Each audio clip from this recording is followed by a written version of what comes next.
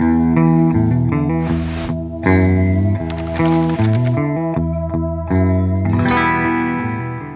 is Rob Roy. We just finished the live broadcast of the U.S. Market Update on the Hub Financial channel. You're watching the recording now. And if you have a particular symbol that you'd like to go to, it's listed there in the chapters feature. Just click on it and it'll take you right to it. If you'd like to watch this broadcast live, subscribe to the Hub channel and you can watch us next week. Look forward to seeing you. Take care, everybody. When we look at a chart of the S&P, I've been talking to our subscribers about this. There's two different ways you can look at this pattern. I think you can make an argument that we have a symmetrical triangle formation here on the SPY that is lower highs and higher lows. Or if you preferred, because we talk about that 380 level a lot as support, and it certainly has been a support and resistance area for a while, you could extend that upper trend line down on the lower highs and say that, no, we're in a descending triangle pattern. So regardless of whether you look at this from a symmetrical triangle or a descending triangle, which we could likely go and churn here a little bit longer above this, the point is that we have a corrective pattern, a triangle consolidation format in the S&P, and we are looking for some sort of a breakout. One of the things that I think may add just a touch of credence here to the symmetrical triangle, taking these lines off, is look at the doji that we finished with today. And for those of you that are not candlestick people, and I'm not the foremost candlestick expert, I fully admit that, but I am aware of some of the basic ones. And a candlestick looks, or a doji looks exactly the same, whether you're in candlesticks or bar charts. And that's where you have an opening price, and then you see the high and the low, and then the closing price is very similar to the open. That normally means indecision. A lot of people think that, oh, a doji means change of direction. Officially not. Officially, a doji means that there's indecision. Now, often when you see that, something's getting ready to happen. So the fact that we have a doji right near the point of this symmetrical triangle, which is how I prefer to draw this, I think at the beginning of next week, we're going to see something of significance occur. When we put the moving averages on, we're trading just below the 10-day moving average. The close has been right below that for several days, as you can see. Also leading into, I think, something of significance is going to occur likely next week. With the size of this triangle, the bottom part of the triangle is at 360, the upper part is at 420. That's implying a 600-point move in the S&P. That's pretty significant. So which way are we going to go? I think it's really important, especially when the fact that the Elliott wave impulse pattern is not labeling a 5-wave pattern. But when you see these triangles, it's important to note that a triangle, when you read the works of R.N. Elliott, trumps everything, meaning that we could go either direction. Don't get caught in picking which direction you think things are going to go. Obviously, we've had a lot of negative banking sector news over the past couple of weeks that we've talked about, but you don't want to say, oh, we're definitely breaking to the downside. Maybe we are, but we could break to the upside. And the fact that there's a lot of negativity, that could be enough to say, hey, there's not all the people looking at the market breaking to the downside anymore, and we could break to the upside. So either way, we could move. And talking about interest rates, before I get into the rest of the markets, I wanted to show you this chart because this is significant. If I turn the Elliott wave pattern on, you can see that we have labeled this. If you've watched the past broadcast, there was no 5-wave impulse pattern on the TNX. That has labeled today because we broke through this level of support that the 10-year, and that's again the TNX for the 10-year, broke below that all-important 34 level. I'm a big fan. Anyone that's heard me talk before knows that I constantly talk about how you need a follow-through or confirmation day when you break a major point of support resistance, moving average, break out of a triangle, whatever. One day means nothing. There's a lot of head fakes that occur in the market to try to get people to step in, but then you want to wait and look for that confirmation day and see if this is indeed a head fake. But the fact that we closed below 34, I think is significant. Normally you would say, oh, you know, interest rates going down, that's probably pretty good for the market, especially for the Qs and the tech stocks. They like lower rates. But the fact that we've had such a vertical move down, we consolidated a bit, and breaking below here is a little concerning to me on the fact that this was a pretty vertical move coming from the lows of the 10-year back in August around 27. And if we do have a follow-through day on Monday, a lower close on rates again, there's literally nothing from a support resistance standpoint stopping the 10-year from coming all the way back down here and testing these. Now, why would that be a negative? Because you're talking about, oh, yeah, interest rates coming down as a positive for equities, especially tech stocks. But it also means that money is moving from the equities market into the bond market. Prices and yields move in inverse directions. And if yields are coming down, prices are going up. That money has to come from somewhere. And, you know, we look globally to see where that's coming from. But the fact that you see a significant move lower in rates, probably there's a good part of that money is coming out of the equities market, which is not a positive for a potential upside breakout out of that triangle in the S&P. So if we take a look at the Dow, so I look at the DIA, again, no 5-wave pattern. That was in a 5-wave downward impulse pattern. That's relabeled. It's also in a corrective pattern. And we talked about this last week where we had this zigzag pattern, and look at this, right exactly to the 100% extension on that zigzag. And you can see all the sideways movements we've had since we hit that 100% level. That's how viable these Elliott wave Fibonacci patterns are. And the fact that we retrace back up to the previous fib level at 61.8 leaves for the possibility, at least, that we could see a downside breakout on the DIA, an extended C wave, if you will, all the way down to the 161.8% level. So Elliott wave rules state that once you complete the zigzag to find out whether or not you're going to have an extended one, you should go back and retest the previous fib level. It's exactly what's happened. Now, I'm not saying that we're definitely moving down to the 161.8% level. You've seen the structure of the triangle on the S&P, but I'm saying it's qualified now from all Elliott wave rules that we could break below there and head lower. So enough concern on potential downward moves out of the S&P and the DIA. But when we go and look at the Qs, different story here. We're in a very solid 5-wave to the upside impulse pattern. So no impulse pattern in the Dow or the S&P, but there is in the Qs. And we've talked about this in the past, that the Qs underperformed as the Fed embarked in their rate hike campaign. And now as that's coming to an end, and at some point, I think probably not as far out as people think, we're going to see some rate cuts. That's a positive for tech stocks, and by far the best pattern of the three major indices here on the Qs moving to the upside. We look at the 10-day moving average well above the 10, 30, and 50-day moving averages. You can see we have a little bit of resistance here right at that previous wave 3 high, the 5 labeled because it broke the 3. Good consolidation here. So we're consolidating right around 310. So something's got to give, right? So we have a triangle pattern in the S&P, could break either direction. The Dow is like, okay, we completed, or did we, a downward zigzag? Perhaps we have. And then the Qs are saying that, hey, we're consolidating here for a potential break higher to the upside, where that wave 5 forecast is labeled that tap box, which is a really cool feature of the software, gives you a time and price projection of when this could occur. So the move to the upside by around the 3rd of May, if all continues to play out. So they're not quite in alignment, the three major markets. So we'll see how that plays out next week. Looking at the IWM, and we did break 170. We've talked so much lately about this trading range between 170 and 190 on the small caps, the IWM, and the fact that we broke below that, but closed.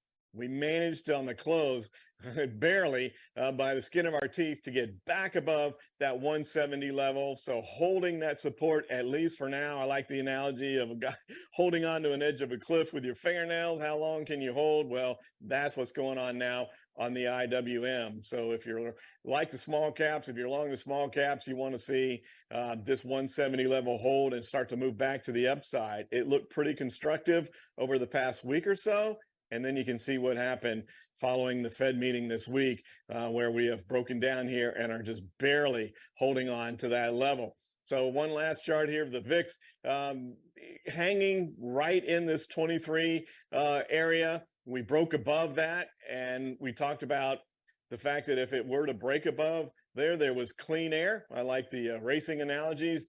Always had fast cars, like that kind of analogy. If you're out in front, you got clean air coming in. When you're in the middle of the pack, you got all the hot air from the exhaust of other cars. You got all the little bits coming off the tires. A little harder to generate horsepower when you're in the middle of the pack, but easier when you're out in front. Kind of works that way as far as breaking above support resistance. You're up here in this clean air, and you can see the size of these intraday moves on the VIX. It's amazing, but we are closing still right at 23.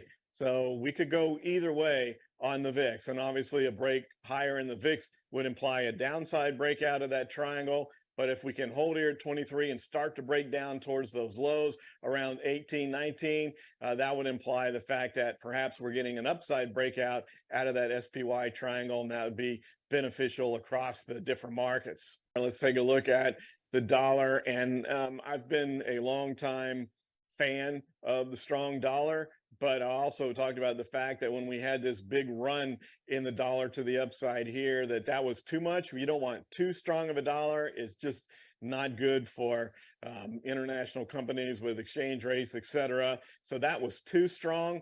The fact that it's coming down, I think, is very beneficial. You can see that we're in a very qualified 5-wave to the downside pattern on the dollar with the wave 4 corrective move right at the 38.2% fib level. We do have a little area of support right in here.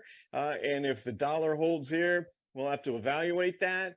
But if you look at this break from the downside here and moving lower in the dollar, if we are able to break 102 on the dollar and go down to this wave 5 target, which is fine with me. One of the comments I've consistently made is as long as the dollar stays above 96, that's an area where I think you have kind of the Goldilocks scenario, where you have a strong dollar, not too strong.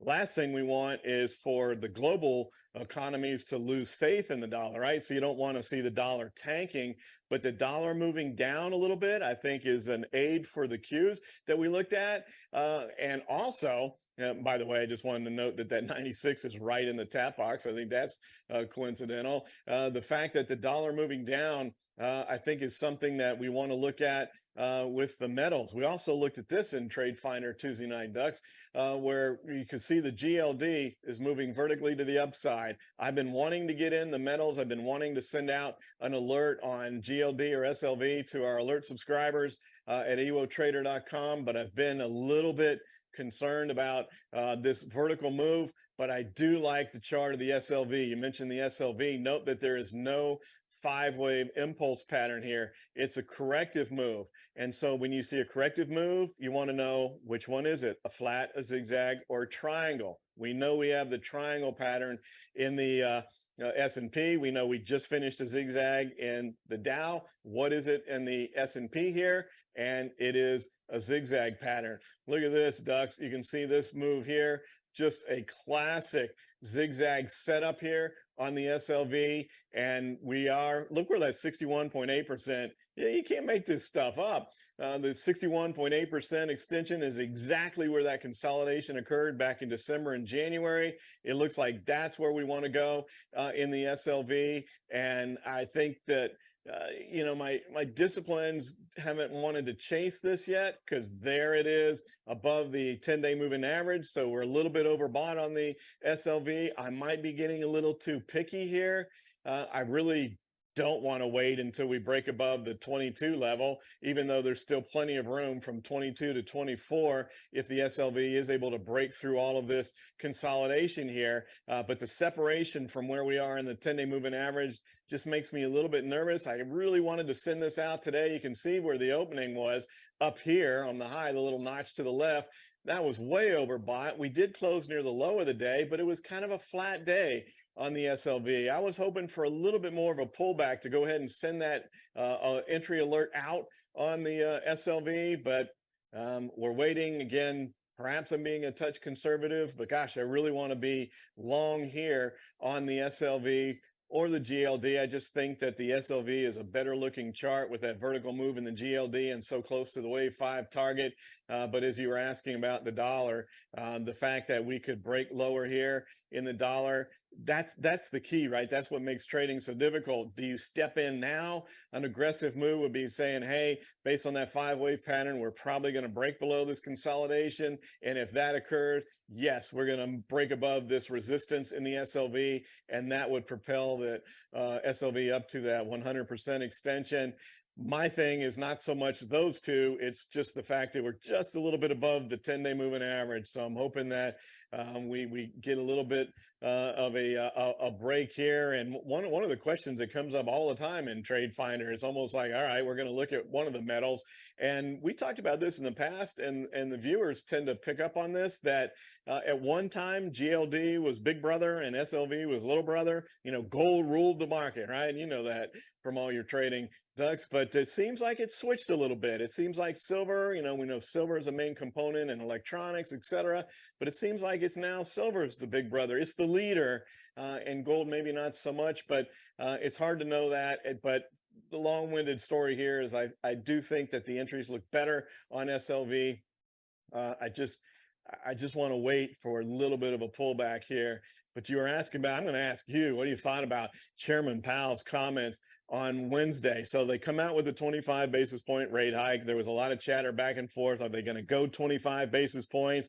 Are they going to go 50? Just 2 weeks ago, before all this banking stuff that we talked about last week occurred, there was an 85% chance in the Fed fund futures they were going 50 basis points. Well, when all that happened, it backed off.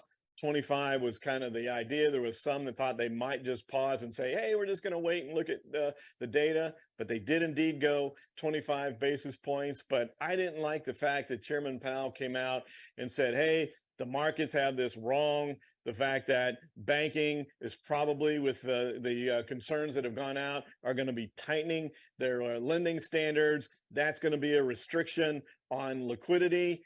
And yet at the same time, the Fed has made this new facility, this borrowing facility available to banks where they can come in, which has actually expanded their balance sheet.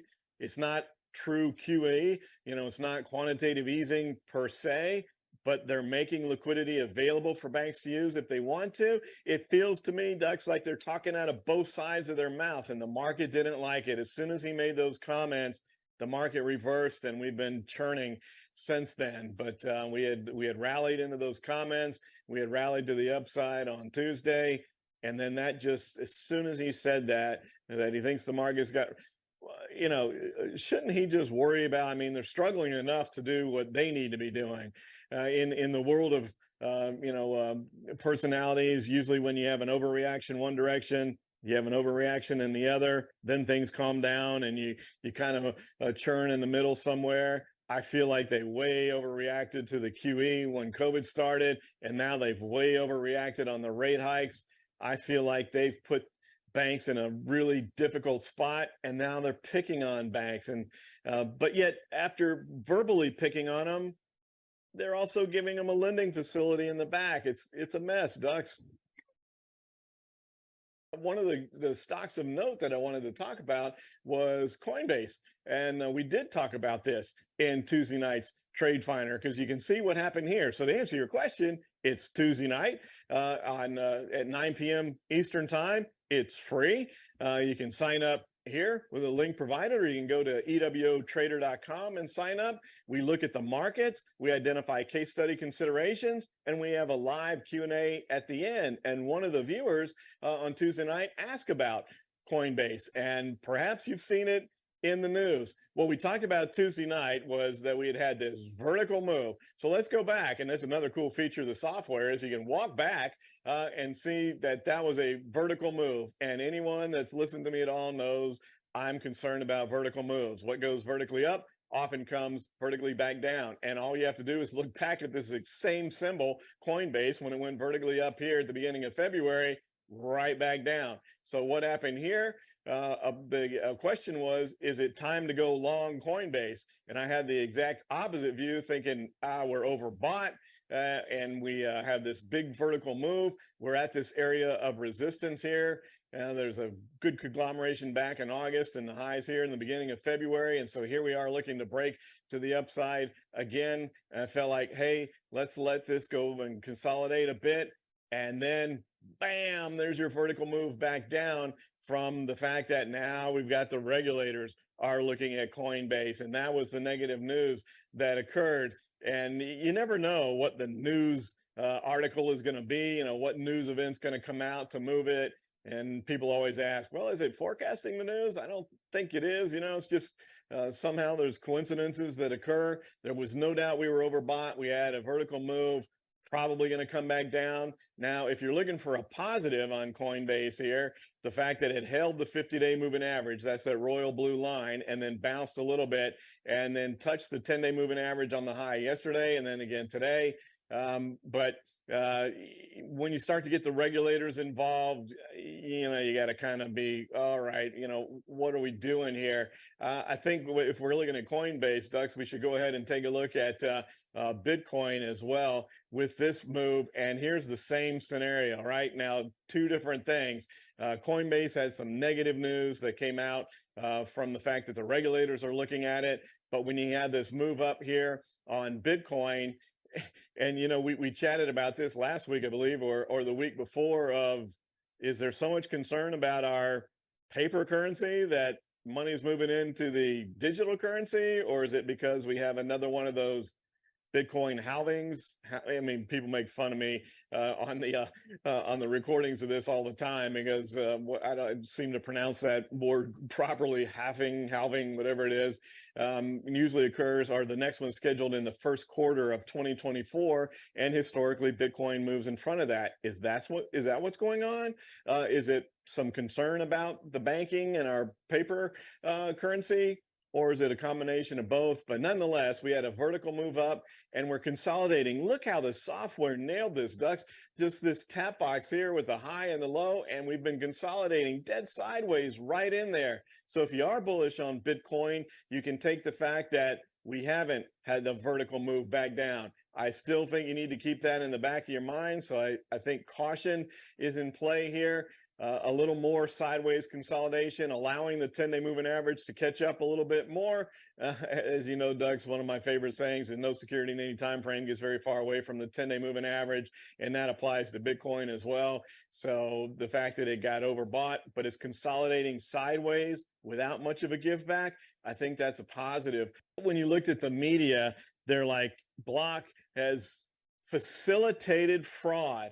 That was the headline, something along those lines. And I thought, that is so unfair to say that, because when you really got into it, what they were saying is that perhaps their security protocols aren't tight enough, and some nefarious characters are using Block, SQ, it used to be Square, to do some negative things, fraudulent things. They're taking advantage of security. I mean, there's hackers everywhere, right? I mean, that seems to be the positive or the big thing, is that the hackers looking for loopholes and holes in security platforms. I just felt like the way it was stated in the media was totally unfair. They made it seem like Block is certainly a proponent of fraud, or they're facilitating fraud. That wasn't what they meant at all. It meant that people have found a way to use Square, Block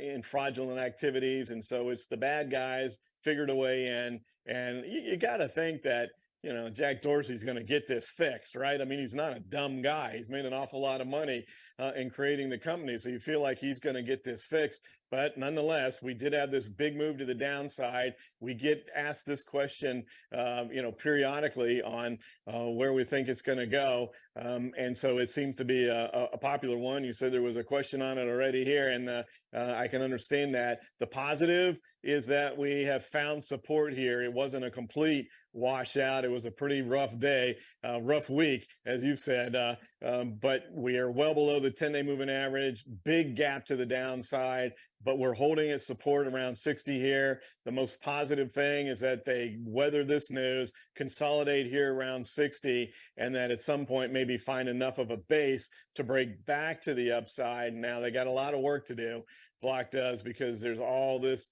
consolidation here. There's another one of those triangles that I was just talking about with the SPY. As you could look at that as a descending triangle, or you could take this line off here and say, no, that was a symmetrical triangle. There's the breakout. And isn't it odd? Again, a news event, Dux, that propelled this to the downside. I just felt that that news event, the way the media portrayed it, was totally unfair, not accurate. And, the fact that, maybe they do need to patch some security holes in their software, but the company itself is not promoting fraud. They're being victimized, and they made them look like a bad guy when they're one of the victims. And I just thought we should talk about that. I just didn't think that was a fair representation of what really is going on. Yeah, I think we need to keep that one on the radar screen because it's been such a strong performer, and we've had two really good alerts on this for our alert subscribers at ewotrader.com, and you can see this move here to the upside. Now, here's a question for the viewers and those of you watching the recording. I would like to know what your thoughts are on Nvidia. It's a strong wave 3 to the upside. There's the 10-day moving average. And we had a nice breakout from this little consolidation area here, which we were able to take advantage of. And we had a really good vertical move and vertical trade off of the first move. Then we did an in the money spread, which is a little more conservative for this last move. We are just a little bit overbought. You can see we backed off a little bit, still a little bit above the 10-day moving average. But according to the Elliott wave pattern, we have more highs to go, that Nvidia could make it all the way to 320. Now, the question becomes, do we make a correction to the wave 4 first? And I want all the viewers to know that this is not saying we're in a wave 4. These are projections. What this means is that if the wave 3 is over now, if it's over, there's where you could expect the wave 4 to find support. But it's not stating that the wave 4 is over. If the wave 3 continues up, and sometimes, for whatever reason, Elliott wave algorithm is forecasting that Nvidia is going to make it to 320. Now, it could be a sprint up in the wave 3 and it gets to 320, and then we consolidate. So as the wave 3 goes higher, this wave 4 will change, and so will the wave 5, because they're just projections off where we are now. So I'm curious as to what the viewers think on, will Nvidia continue up now, or is it looking tired and we get to pull back sooner rather than later? So I guess the question is, what do you think on Nvidia? Is it going to move higher first and then correct, or does it correct first and then move higher? We've taken the more cautious route because, again, we've had some pretty good success with our alerts on it. So I'm in wait and see mode now. The whole Missouri thing, Duck, show me. Let's let Nvidia show us where we're gonna go from here. But I'm just curious what everybody else thinks, because people love this stock. Boy, it's asking TradeFinder all the time. Nvidia comes up, it seems, every week. Yeah, with Apple, also a really strong stock. And this is also one that we were a little bit cautious on. So we did another in the money debit spread, which is still directionally based, but it gives you a lot more leeway and a lot less risk. And we're at 145, 150. So as long as Apple stays above 150, we're all good there. And you can see where it is. It's closer to 160. Now, you might look at this and say, well, wait a minute, that's a 5-wave to the downside pattern. But this wave 4 is at 81%, which means that's disqualified. Once you move above the 78.6% fib level, this pattern becomes disqualified. So the only reason it's still labeled is the software is waiting for the next signal to say, what's the next pattern to come? And I think that's another great thing about Elliott wave. People sometimes will poo-poo it by saying, oh, Elliott wave relabels a lot. That's a benefit. The market's not static. The market's dynamic. The market's ever moving, ever changing. And you better have an indicator that is quick to change with the market. A lot of technical indicators that people utilize are lagging indicators, and it takes a while. It's like turning an aircraft carrier out in the ocean. It takes a while for them to catch up, but Elliott wave's quick, and it will very soon, probably by the time we talk again next week, Dux, this will be relabeled, and we will see what the Elliott wave algorithm is forecasting for Apple. But for us right now, it's staying really strong, and it's got more cash than a lot of countries does, right, Tux? And so as long as it stays above 150, we're good. That's where the 50-day moving average is. If it was to break below that level, then we would probably close that position. But as long as it's up there, every day that goes by, time decay is working in our favor. So stay above 150 Apple and we're good. So let's just go ahead and show you what it'll look like. That's what's going to happen when the Elliott wave pattern relabels and comes off. But perhaps there'll be a new 5-wave pattern. And you can see kind of trying to sneak in here, Dux, there's a little bit of a zigzag pattern here. It's a small one, and the upward target when you only have a 38.2% B wave correction is 61.8. We're almost there. So perhaps we get up to 165 in Apple, and then we need to relook at it and see where we go from here. So taking a look at Amazon, this is in a triangle pattern. We actually have a triangle on this for our alert subscribers. You can see there's the triangle and tried to break to the upside. Now triangles break out one of three ways. You get just a nice 45-degree angle move. That's great. Sometimes it'll move vertically up and then come back down, test the breakout, and then go higher. Or sometimes you get a false breakout. We don't know which of the second two scenarios this is yet. You can see we had a pretty big breakout of the triangle, and now we're coming back to test it. So it's still unknown at this point in time if this is just a test of the breakout and then Amazon continues higher, or if that's a false breakout and the big move in Amazon is actually going to be a downside breakout of the triangle. So I think we need to be a little cautious here on Amazon and see where it goes. That's the beauty of having a strangle. You don't care which way it goes. You've got a call and a put. Just let it figure it all out. Yeah, you can't do an event without Tesla, can we? Everybody wants to know that. Unfortunately, Tesla is still in a qualified 5-wave to the downside pattern, and it is trying. I mean, it's really trading right underneath this extremely important level of 200. You can see how that was support back in February. It's resistance now in March, but no doubt, even going back into November, that 200 matters. And so the way I look at this is if Tesla were to be able to get above 200, it's still got a little more resistance here at 220. So I think you kind of wait and see here. I certainly, for me personally, this could be a little bit more of a conservative. Could not look at going long Tesla until it breaks above 220. If it does, though, look at that. I mean, again, there's nothing in the way here, Dux. We're in the clean air again. I don't know if you're a racing fan, but, there's nothing resistance to stop it. So likely if it could break above 220, we're off and running on Tesla. But it hasn't broken above 200 yet. That resistance level has been bumping its head against, and you have to be cautious of this 5-wave to the downside pattern because this is a little scary too. That was a pretty vertical move up. And so if we can't get above, and we're trying to sneak down, if we can't get above that 200 level, then Tesla, I know nobody wants to take you're really sticking your head out there, aren't you, Dux? When you try to say anything negative about Tesla, there are so many lovers of this stock, they get really angry with you and until you don't know what you're talking about, etc. But we read the charts.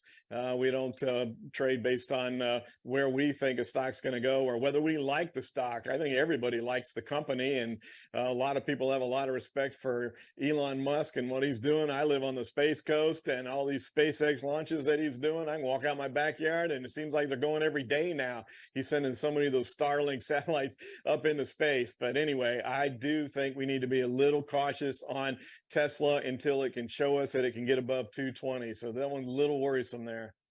If you like these recordings, I'd like to invite you to join our new TradeFinder Live, where each and every week we do a live webinar where we talk about the market, but we also go a little more in depth into the technical analysis system that we utilize to forecast where the market's likely going to go, and also to identify trading opportunities. Get your free subscription today. Take care, everybody.